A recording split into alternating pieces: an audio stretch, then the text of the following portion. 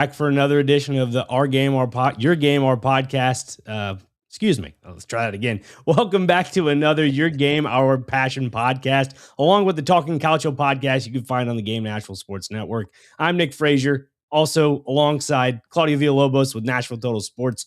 Claudio, there's a lot to get into in this episode. We both got a lot of thoughts on Nashville SC's previous match versus FC Dallas, or against FC Dallas, that is. A 0-0 draw, which is to be expected without Sam Surridge. But there were some things that happened in that match. Christian Espinoza had some chances missed. Matthew Corcoran with a red card. How does that impact the club, or especially the team going forward this upcoming Saturday? Was it a lost opportunity for Nashville? We'll get into that a little bit. Nashville SC as well was in a 4-3-3 formation. We saw a little bit of that. Corcoran in the middle, Tag Seth and Yazback on each side. Something we don't really get to see on a general basis with this team. And then we saw this morning, earlier this morning, that is, on March the 5th, Leagues Cup schedule was released. Interesting thoughts about that, Claudio, because the scheduling's pretty tight. Like, we're talking August, 5th, 7th, and 12th, or 5th, 9th, and 12th. I mean, these are back to back to back. It's kind of crazy. And then at the end of the episode, we will definitely give our projections for the starting 11 of Minnesota match day 3, and as well give our goal scorers and so forth of the predictions of the game. But overall, Claudio, your thoughts, initial thoughts about the last Saturday's match against FC Dallas. All right, Nick, happy to be here again. Happy to know you're doing good as well. Yeah, healthy. I'm healthy as not. Yeah. Well, I mean, a lot of stuff to talk about the game for sure, and what's going on here. I love soccer, but it seems to be way too much. I don't know. Hopefully not. But I guess the problem, maybe we're mixing it up a little bit with the World Cup in terms of what we're watching. But let's not forget that the teams are going to be off for a long time during the World Cup as well. So, but anyways, going back to the game, I thought that like I think we discussed this before the game, Nick, that this was going to be the first true test for Nashville Soccer Club, because I mean, take it the way you want it, but New England was still not the team to beat Nashville. Not at least, maybe not this season, maybe later. Who knows what's going to happen with that team? But it wasn't the team to give them a hard time, really. And we thought Dallas would. They did. They do it. They look like a more organized team, and they're still undefeated, anyways, just like Nashville. And but still, I do believe that there was a lot of opportunity for a victory, just because the best chances in the whole game, which there were not many either, they were by they had Nashville had them and could score. I mean, Christian Espinosa had those two opportunities that. In most cases, he probably scored both of them, and they end up with 2 goals in a game. But well, I mean, even greater players have done that in every even more important competition. But that's part of what it is. I mean, and then Corcoran. Well, I mean, that's part of the youth learning, I guess, that a guy like him has to have, because honestly speaking, there was nothing to that play. It was right there in the middle of the field. No danger at all. No, there was not even a good transition going on forward for Dallas when did that. And well, and the results are not good for Nashville, because the way that Corcoran has been playing is a key piece that Nashville doesn't want to miss, even as a starter or coming off from the bench. Yeah, and to that point, Claudio, when we look at a guy like Matthew Corcoran play, he plays so mature, and as if he's been a veteran in this league for so much. I mean, for so long, that is. And adding on to just his performance, I thought he played well. I thought the way that Nashville spread out the ball, it was a little difficult because of that 3 at the back that they played against FC Dallas, and having that congested midfield of the 5 midfielders. I get why BJ Callahan probably went to that 4-3-3 to cut off more of those passing lanes, because we know that in that 4-2-2 formation that is, he likes to, use Tag Seth and use Yazback back and forth. But no, you got to add in a third midfielder in there just to kind of break up the monotony, and also just make sure there's nothing that gets in between the middle. Because again, we all know that Yazback and Tag Seth can get a lot of miles on their legs for sure. But when you add a third midfielder, that takes off a little bit of stress. And then for Corcoran's sake in that game, adding a third midfielder, you're trying to exploit those flanks with Espinoza and Madrigal. And if you're not able to do that with that 3 at the back, it's very difficult. So again, it was a tough matchup for Nashville. You say it's a little bit of a lost opportunity. I say it's a growing pain for Nashville is the best way to put it. growing course, I pain agree. is probably the best way I think it is. I mean, yes, it is a bit of a lost opportunity. You make a good point about Espinoza, which we'll get to in a little bit, but I think overall with the young players and the chemistry for it only being the second match in all of MLS played for them this season, I think it's a decent result. There's a few things that we can actually pinpoint. I'm not saying at all. I don't think Nashville played it was a very decent game for Nashville, even because it was away to begin with and a difficult field and stuff. But I mean, perhaps when you're talking about learning process. I guess one thing that maybe which I don't think I was gonna talk about something like this early, anyways. It seems like one of the things that this thing needs to learn, and it hasn't been forced to do it yet, was to learn how to play without Sam. Mhm. It's not that, and again, we talked about it. It's not that Nashville cannot play without him. Yes, it can, but it seems like at this point it was too early for the team to actually accomplish being with Sam and the way he's been playing lately up front. And even we have Warren with Warren Madrigal with capabilities and everything else. It seems like there's something missing right there. And I'm not gonna go as bad as say that Sam was missing. Of course, he was missed, but what is missing is the style of play that Nashville chose whenever he's in the field, and even when Warren's in the field, all of them are being in the field at the same time, and the team look a little better because it's way more organized. It seemed like there was a lot of stuff that needed to be happening at this time that it was sort of new to the team when he was performing, that it didn't happen the way maybe BJ would have loved to. And so I mean that I think well. I believe he's coming back for this weekend, which Nashville probably need him against a better team, which is Minnesota even. But those little key factors were prevented Nashville from bringing three points home, in my opinion.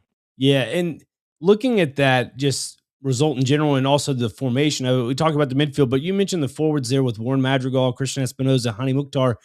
Well, we kind of saw the old Nashville SC a little bit when, Sam Surge was first brought onto the team or into the club back in the Leagues Cup 2024. They had that 4-3-3, and it was almost as if Sam would play up top and they'd drift Hani out wide a little bit. They'd have that overlapping thing. And BJ kind of clicked on that and said, oh, yeah, maybe we should do this going forward. Obviously, he wasn't there during the Leagues Cup run, but I'm just saying when he finally had a full offseason to kind of get with these guys, he kind of understood where they needed to play. But you look back at that this past game, the 4-3-3, he resembled that, he's been playing deeper in the midfield. We've Yeah. realized that last season, obviously this season. And without Sam, and you made a great point, without him, he didn't know really what to do. And we've talked about this candidly off the podcast, along with just in the press room, so forth. Hani sometimes can be, a little selfish with the ball. He likes to make things, try to make things in his own way, and it didn't really seem to pan out that way.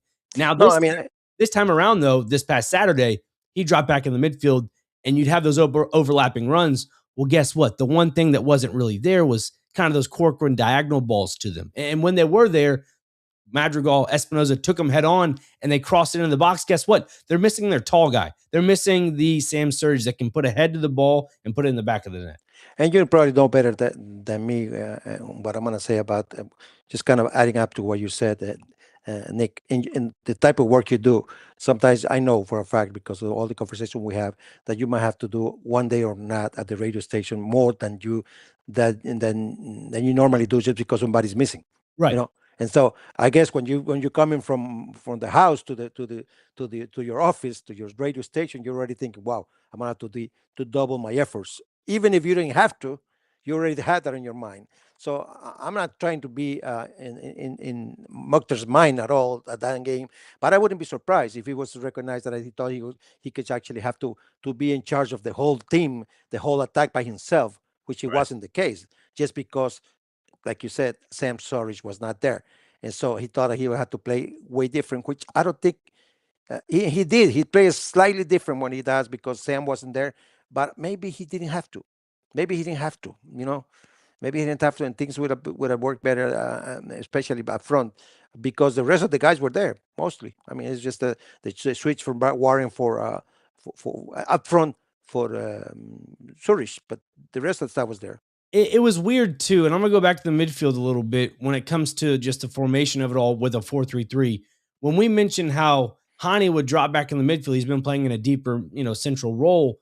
And again, he kind of went up a little bit more as that top guy in the 4-3-3. In that case, that's when we saw Patrick Yazbek creep up from the right side of the midfield into that more of that trequartista attacking midfielder role. Yeah. And then it split Corcoran and Tagseth out like they were in just a 2 midfield set.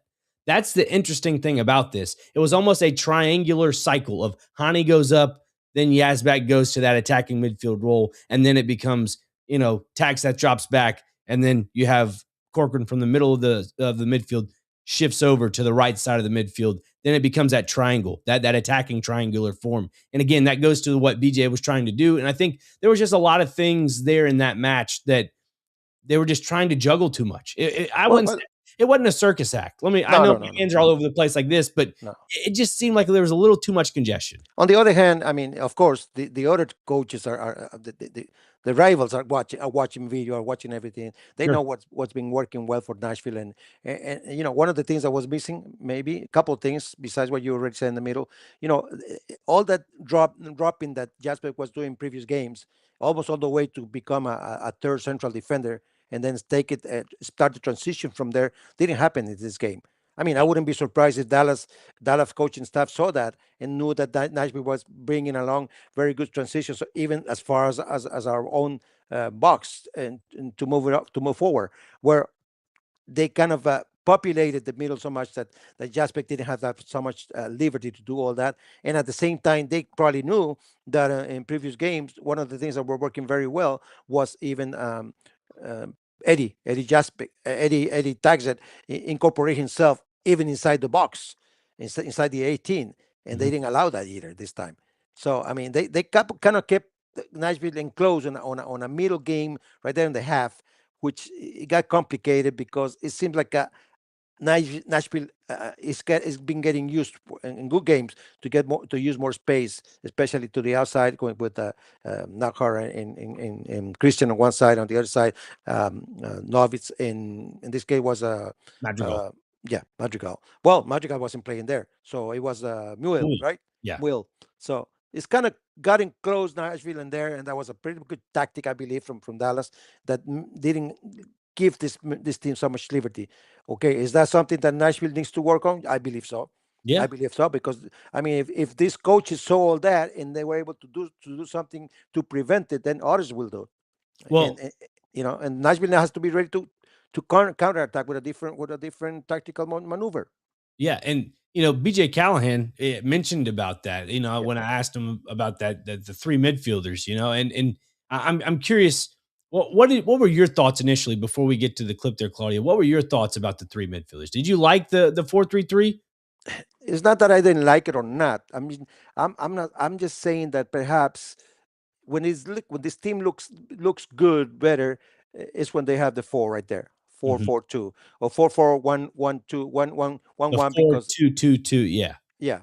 I mean, not the three formation. It just didn't work because it kind of allowed Dallas to cut the 2 front lines in half. I mean, but they put something in between those 2 lines, and that's what caused the whole issue, because it wasn't, and there was no easy translation of the ball. The passing lanes were not open, and that really cuts a lot of stuff of this team.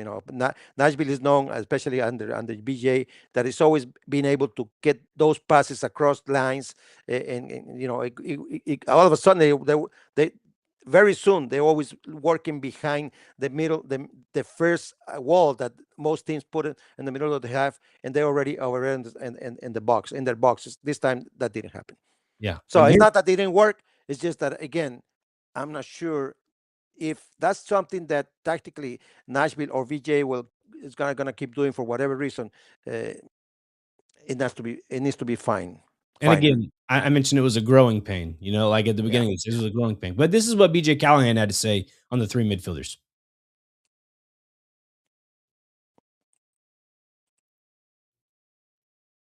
It was kind of one of the first times I think we may have done that, and I thought they did a really good job. I thought each one of their qualities kind of came out. I thought Matt did a good job sitting in the middle of the field, getting the ball left and right, and also trying to open it up.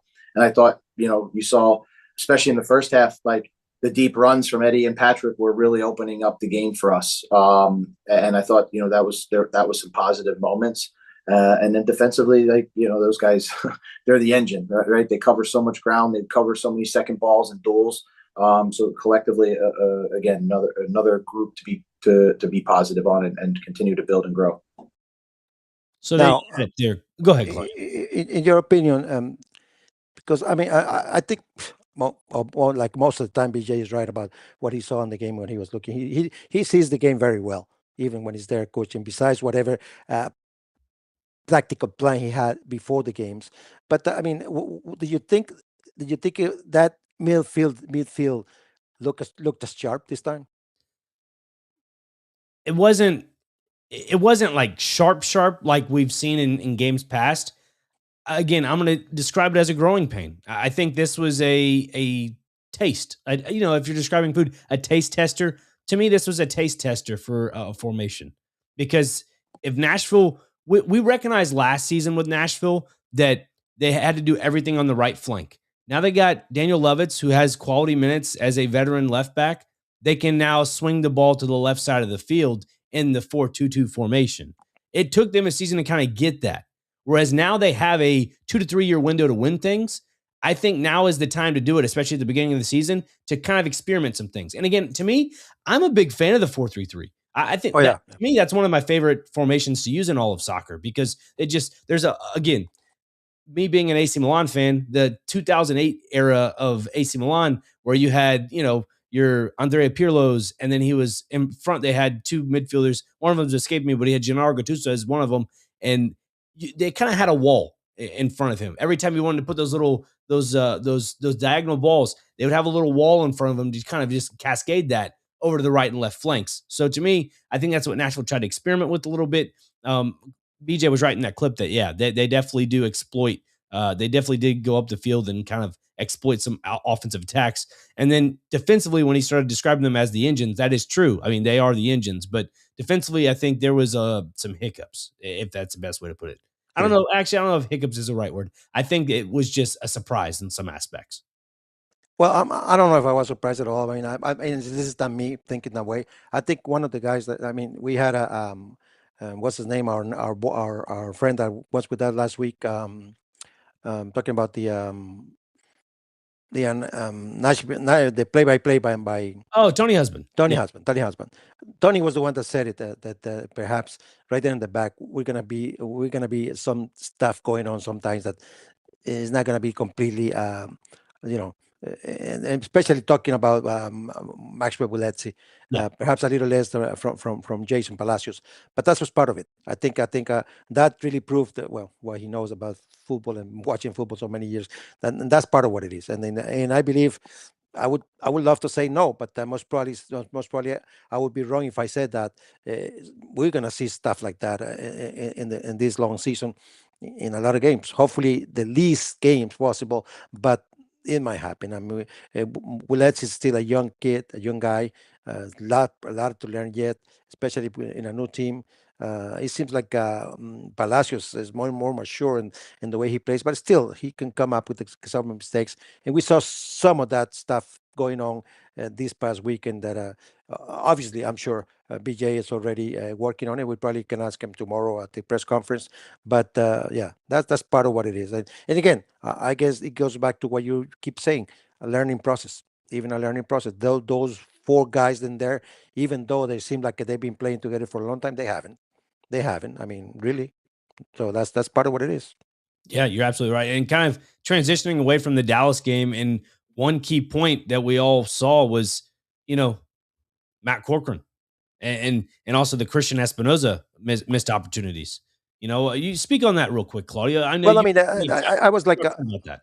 Yeah, I was like I say, well, when I say missed opportunity, sometimes it's because sometimes games are so close, so tight that you're gonna have one, maybe two, if you're lucky, opportunities to actually get the points. And Nashville did have those opportunities, especially and the say and the legs of Christian Espinosa, which, like I told BJ when I asked the question, I mean, 9 out of 10 times he'd probably take them all. not only scores one but twice. But this time it didn't happen. This is what BJ had to say about that, the fact that Christian missed both opportunities. Need to talk to Christian. He knows that he should have finished them. That's no problem. We're going to keep getting him into good goal scoring chances. And listen, he will. He's going to make many more of those this season if we can continue to get him in that good of a spot. Well, Nick, hopefully the last part that he said doesn't happen. Yeah. I don't know. He apparently, or maybe it's not as clear. It's kind of ambiguous. Was he mentioning more of those mistakes, or he's going to score more of those opportunities? No, score more of those opportunities, and it's a little telling to me, to be honest with you, Claudio, because you look at this 4-3-3 formation. Maybe it's an experiment. Maybe it's just to get over, for the time being without Sam Surridge. But if it is something that they use going forward, as in a formation to rely on, maybe that is an opportunity for him, because say Hani does drop more centrally into that deeper midfield role. They have those overlapping runs with Madrigal and Espinoza. Well, what if we all saw what Madrigal can do in the first couple games? He likes to take defenders head on, cross it into the box, and if it's on the other side of the box, guess who's there? Christian Espinoza. So that to me was a little telling, because again, these are growing pains with the 4-3-3 if they do decide to go forward with that. But again, I don't see it as a full staple. That's why when we discuss and talk about soccer like this, we run into the possibility, big possibility, huge possibility of contradicting ourselves, even with the same show. Oh, because absolutely. as I said, like I said, there was some hiccups, like you said, on the game, trying to use that formation. But at the same time, when you look at Christian Espinoza getting inside the box, having those two opportunities, that means that a lot of the 4-3-3 also work. Also work, because that put him in there, and in that particular excellent position, great passes as well, great assists. I don't know if both of them were from Hani, or at least one was. One was. Can't remember the second one. Yeah. Well, if he was there, it's because that drawing, that tactical drawing, maybe it does work. It just needs more time. That's all. I think that's what it is. So yeah, go ahead. Corcoran. Well, you already mentioned a little Corcoran. Well, I already said, well, it's just that he needs to say, I'm sure this, and if it's gonna happen, better happens at the beginning of the year, not late, when in a very important game, perhaps when Nashville needs to win the 3 points or not. There's no more options. At least right now, it's starting, and he's going to be off one game, I believe. Well, yeah, I believe one game, and then he'd probably be ready to come back, and then he'd be a better player just because of that fact. Well, but the only good thing about it is good that it happened early.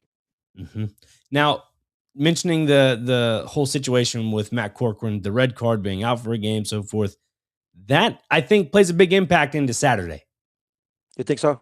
I think so, because now you have. As an option, of course, I believe so. I agree. Yeah. Now you have to play Eddie Tagseth.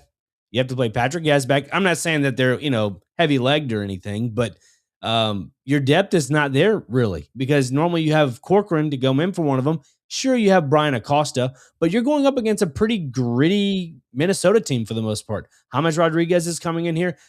Remember, this is a Minnesota club that was near I'd say bottom of the totem pole a little bit in the standings. And then when the interim head coach came in and took over full time, gradually started building and building and building. And then they became a top 6 team. And that's kind of where they're at right now, is a top 6 team. Sure, it's only a couple games into the season, but overall they're a decently, well-sided club. Yeah.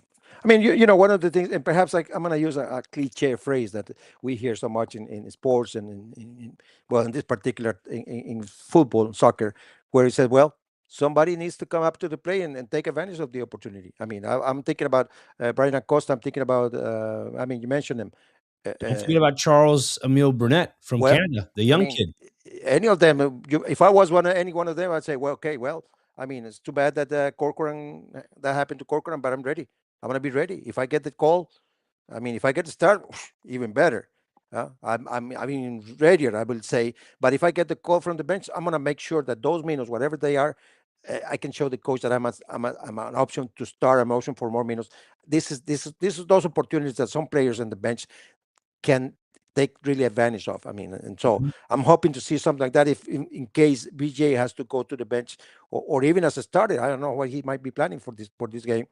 But if he wants to come up with something different, something that we might not even be thinking about it, this is the chance for one of those guys to be the bright addition to the team, starting or not, and show that well, hold on. I mean, now I have to think about even more. Like he's been saying all season long, all preseason, I'm having a hard time choosing the starting lineup. Well, let's make it harder for him.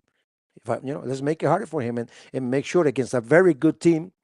Because I was talking, and we're going to show this tomorrow, even though it's in Spanish. I was talking to this afternoon with Tony Corky, which is one of the biggest TV announcers in all sports, in football especially, and he's also with Apple TV. He be the color commentator in this Saturday's game. Okay. And I was talking to him, and he was saying, saying that we agreed that Minnesota is kind of one of those cases where you expect a team to take longer to be showing what they have, especially when they have so many switches in the game. I mean, the team is beginning with the new coach, and all of a sudden here's a team that is doing really good already, undefeated. He tied a game in Austin. They beat Cincinnati, even though it was at home. Still, Cincinnati is one of the favorites to win the East. So we're talking about a good team, and let's not forget, even without James Rodriguez yet. He's not Yeah. even he has not even suited up. Right. Hopefully he does for Nashville, because I want to see him play anyways. Good, we all want to see good players. I do all the time. If there's a good player, I'm not one of those that say, I hope Messi doesn't play. No, I hope Messi plays every Yeah. single game. Because you want to beat them at their best. Yes, you gotta beat them with the best. And so if James Rodriguez plays this Saturday, hopefully he plays a great game. And if Nashville wins, that would be a great win, because he's there. He makes it harder. He makes it more difficult. He makes it all kinds. He adds a lot to the game. But there's all other pieces from this team that not even started, and the team's still doing good. So we were discussing that with Tony today, that Nashville has a full plate again, even at home. Mm-hmm. Home is an advantage. We discussed that about with him also. He was saying something very particular that I like our listeners to listen to tomorrow during our next podcast, which is going to be in Spanish for all of you. But he says something very, very important. I'll tell you off microphone, because I don't want to, Yeah. I Give want away. to keep the surprise. Right. I love a good It's surprise. very interesting, though. Okay. What he says. I love that. I love that good surprise. And adding on to just the conversation we're having about the midfield going into Minnesota, you want to beat them at their best, the quality. I don't know. I'm intrigued about Reed Baker Whiting. The one time we did see him was in the second leg at Geodis Park, where he made his club debut in the CONCACAF Championship, and it was at left back, that attacking left back role. Online, everybody says he's the defender / midfielder. You wonder if Nashville kind of places him in a midfielder role. Like, again, I go back to the word. I don't see why not. No, yeah, that's what I'm saying. I've been stressing this word, and obviously BJ and Mike Jacobs and everybody over there, they seem to be on the same page. The one word I keep hearing is versatility. They want to have versatility with this young group, and you have to, because of the depth and the requirements of the game in general. You're going to have guys that are going to have heavy legs at some point in the season. There's going to be injuries. You're going to need guys to play multiple positions. And we saw that last year with Matthew Corcoran, who played midfield. And then at one point when they were playing Inter Miami, I think it was the last regular season home game for Nashville, they played him at left back. They played Corcoran at left back because they were forced to. And I think that gets lost in the sauce too much, where Nashville is a really good side, even if you don't recognize the quality they have on the bench. Like this team is slowly grabbing some quality players on the bench, if that makes sense. Yeah, and I don't make this sound like some kind of a nickname that I'm gonna start using for him or anything like that. But if it's anything similar to a chameleon, that Yeah. would be Reed Baker Whiting in this team. He can put any colors and still be bright, and that's what it is. I wouldn't be surprised at all if this for GPJ tries say, well, let me try something even different this time, and I'm gonna go left with the Reed. Baker Whiting. Why not? He's got the qualities. He can use both legs. He's young. He runs back and forth. I can tell you what he'll do for sure. He'll be a big help for Lovitz. and that really brings this tactical maneuver that I believe is gonna might work very well, because if there is two guys in this team that can actually interchange one to the other, that would be uh, Dan Lovitz and Baker Whiting for sure. So both they both know how to play both positions. That'd be awesome to see. That'd be Yeah. awesome to see. If Lovitz gets caught up there, well, he knows there's somebody playing behind him that know the position very well, and vice versa. So I mean, that'd be interesting. I'd be happy to see something like that going on this Saturday. Yeah. I mean, again, I look at the situation is if they need a midfielder, Reed Baker Whiting will be the guy to slot in there. And Oh again, yeah, you still have other guys. You have Charles Emil Burnett. You have Brian Acosta. There are a few other guys on the lineup that you probably could grab, but again, you're more than likely going to run out tag Seth and Yaz back out there unless something else changes in training. If someone picks up an injury, hopefully that's not the case, but something along those lines. But well, yeah, Knight is another option. Very good one. Very good you're, option. you're Keep very Jordan right. Yeah, Jordan Knight. Jordan Wow. Knight. Thank you for bringing up his name, because we didn't really get to discuss much about the Ottawa second leg where they scored 5 goals. What a goal by Jordan Oh my Knight. goodness. The control, the way you're able to open the hip and then just take a one touch and then take a big old swing at it and just buried it. And again, I wish I had the clip on me, but I don't have it on me right now.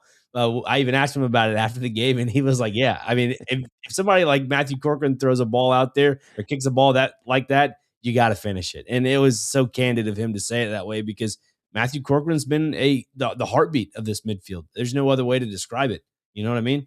No, I know. I mean, it's just it was just the truth. And talking about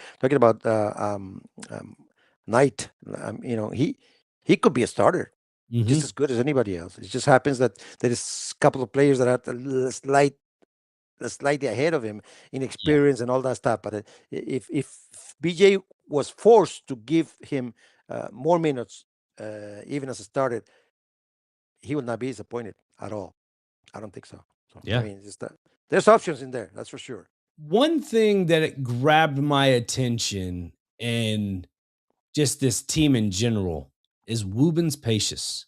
I wasn't quite familiar with him last season because he played for Tampa Bay and I know he was on loan, but scoring 17 goals across all competitions for the Rowdies in the USL is impressive. Yes, it is. But the fact of the matter is, you're able to translate that to the next level at MLS. Again, the two games he started were in Ottawa and against versus Ottawa in Nashville. Scoring a goal in each of those appearances, fantastic. That's why I look back at that FC Dallas game, and if Nashville were to have gone with their typical 4-2-2-2, I think Wubben Pacious would have been perfect. Oh yeah. Again, I wonder how much confidence. Obviously, BJ has immense confidence in this side, but especially in all of his players. But I wonder if he would have started Wubens Pacious up top with Hani kind of offsetting behind him. I wonder what that would have created, because we know that Wubens is more of a back to goal type guy where he receives the ball.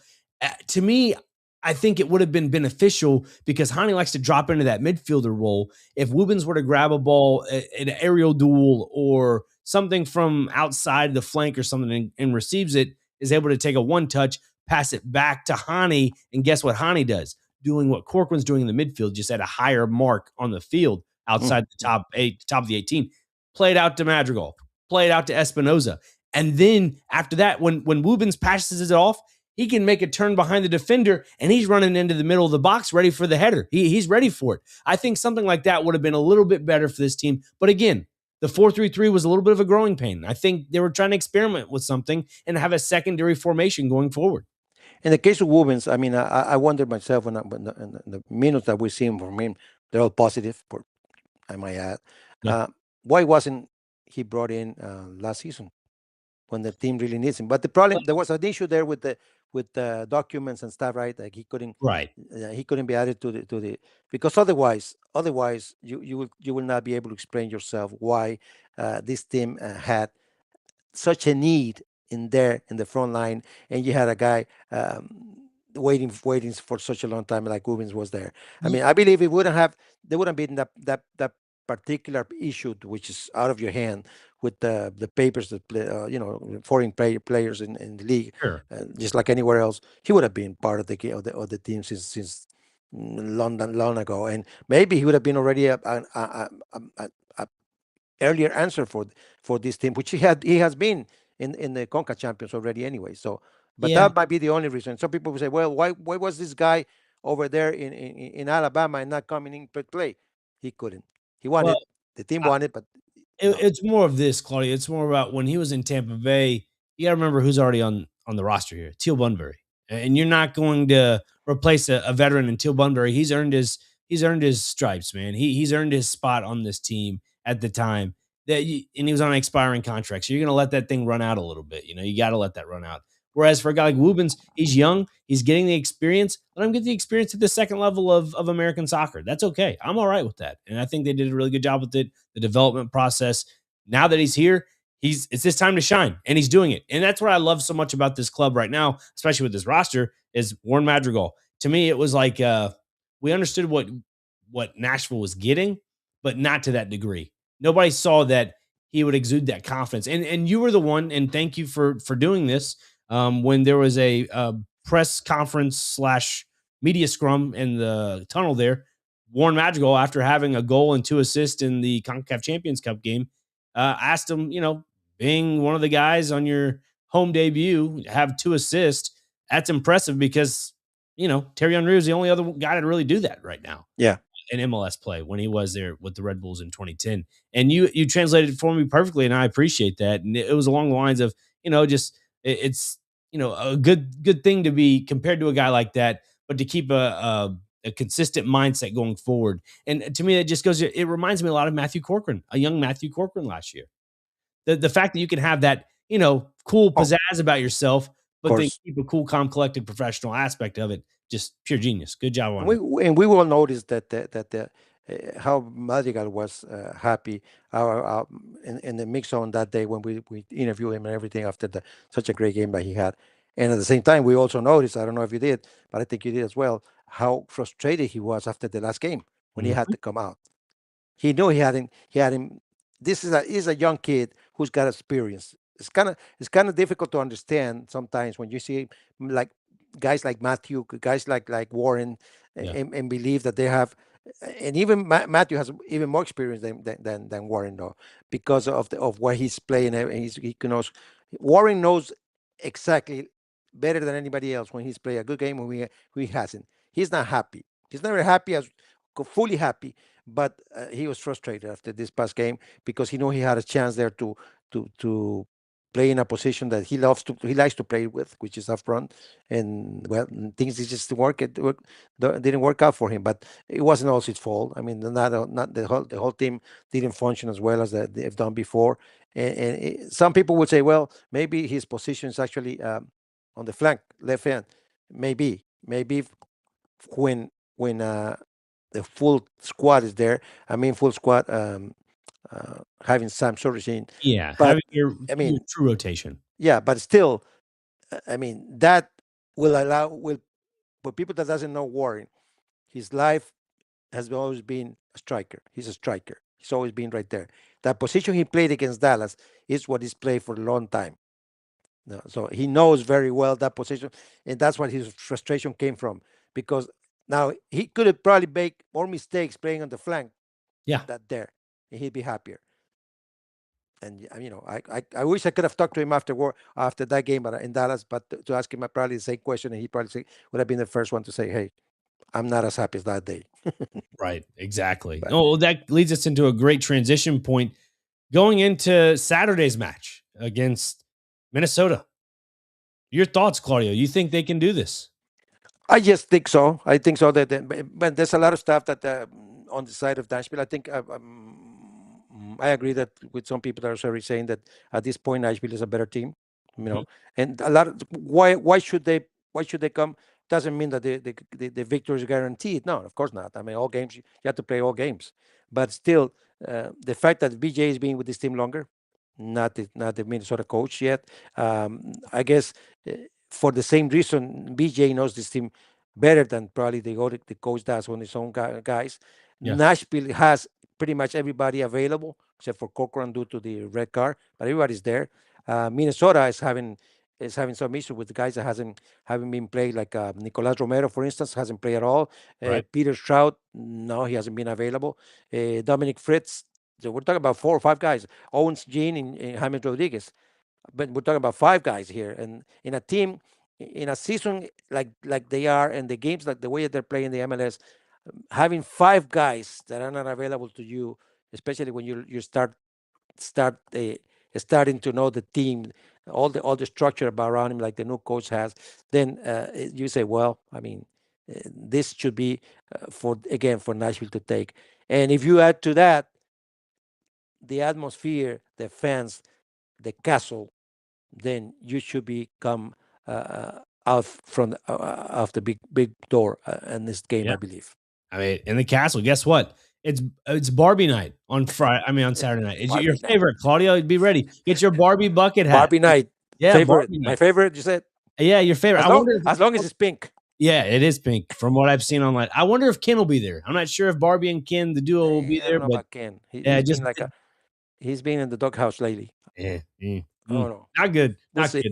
good. But no, just looking at this game overall, I mean, yeah, you're right. Minnesota is a tough team and not having a few key players, but me being Italian, and along with the Talking Calcio podcast, you got to mention the youngster himself, and that's Kelvin Yeboah. I mean, the 25-year-old striker.